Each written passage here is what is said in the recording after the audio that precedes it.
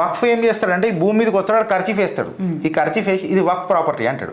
వక్ఫ్ ప్రాపర్టీలు ఏందనంటే వెనకటికి పాకిస్తాన్ నుంచి ఈడికి వచ్చిన వాళ్ళు, ఈడికైనా పాకిస్తాన్ వాళ్ళు పోయిన వాళ్ళు ఎవరైతే పోయినరో, ఎవరైతే ఈ ప్రాపర్టీలు డొనేట్ చేసినరో, వాళ్ళ దేవుళ్ళ పేరు మీద డొనేట్ చేసిరో అది వక్ఫ్ భూములు లెక్క చలామణి అయినాయి. ఆ చలామణి అయిన భూములు మొత్తము సుమారు ఇవాళ 9.5 లక్షల ఎకరాలు, 9.5 లక్షల ఎకరాల భూమి యావత్ భారతదేశంలో ఉన్నది అని చెప్పి మీరు పరిగణనలోకి తీసుకుంటే, అందులో కేవలం ఉత్తరప్రదేశ్ కి సంబంధించిన ఒక చిన్న ఎగ్జాంపుల్ తీసుకొని మాట్లాడితే 1,20,000 ఎకరాల భూమి ఉత్తరప్రదేశ్ లో ఉన్నది వక్ఫ్ కి సంబంధించి.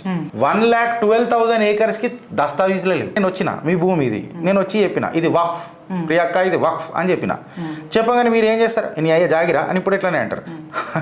ఏం చేసుకుంటావు చేసుకోకపోయి, నా దగ్గర చట్టం ఉన్నది. ఆడు కిలకిల నవ్వుతుంటాడు. ఆ నవ్వు నీకు ఫ్రస్ట్రేషన్ చేస్తుంది. మీరు ఏదో నోరు జారుతారు, లేకపోతే లా అండ్ ఆర్డర్ చేతులకు తెచ్చుకుంటారు. తర్వాత మీ మీద క్రిమినల్ కేసెస్ అయితే మీ ఎమోషన్ డౌన్ అవుతుంది.